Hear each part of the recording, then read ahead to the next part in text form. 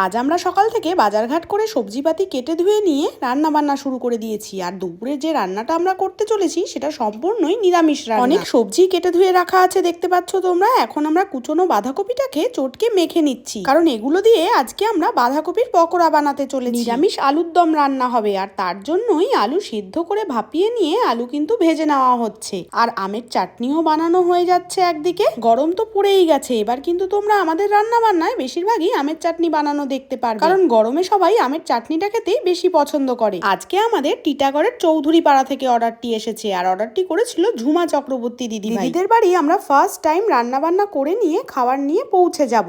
আজ আমাদের সার্ভিস বয় দিয়ে খাওয়ানোর দায়িত্ব দেওয়া হয়েছিল, আর দিদিরা আমাদের কাছে অর্ডার করেছিল বাঁধাকপির পকোড়ার সঙ্গে গ্রিন চাটনি, ফ্রাইড রাইসের সঙ্গে আলুর দম, আর ছিল পনির। শেষ পাতে আমের চাটনি ও পাপড়ের ব্যবস্থাও ছিল। তোমরা যারা আমাদের সাথে কন্ট্যাক্ট করতে চাইছো তারা অবশ্যই হাতে সময় নিয়ে আমাদের দেওয়া হোয়াটসঅ্যাপ নাম্বারে কন্ট্যাক্ট করো। এখন কিন্তু সবাই একটু তাড়াতাড়ি ডেট বুকিং করে রেখে দেয়, তার জন্য তোমাদের অনেক কাউকে আমাদের নাও করে দিতে হয়, কারণ একই দিনে আমাদের পক্ষে অনেক কাজ করা সম্ভব হয়ে ওঠে না। আর তোমরা যারা ফ্রাইড রাইসের রেসিপি দেখতে চাইছো আমাদের পেজ থেকে কিন্তু অবশ্যই ঘুরে এসো। রান্না বান্না হয়ে যাওয়ার পর সমস্ত মালপত্র ও খাবার দাবার গুছিয়ে নেওয়া হলো টোটোতে, আর আমরা পৌঁছে গেলাম টিটাগড়ে দিদির বাড়ি। আর ওখানে গিয়ে সমস্ত অতিথিদের আপ্যায়ন করে খাওয়ানো হলো, আর শেষে কিছু খাবার বেঁচে যাওয়ায় আমাদের সার্ভিস ভাইরা মিলে কিন্তু পার্সেল করে দিতে সাহায্য করলো।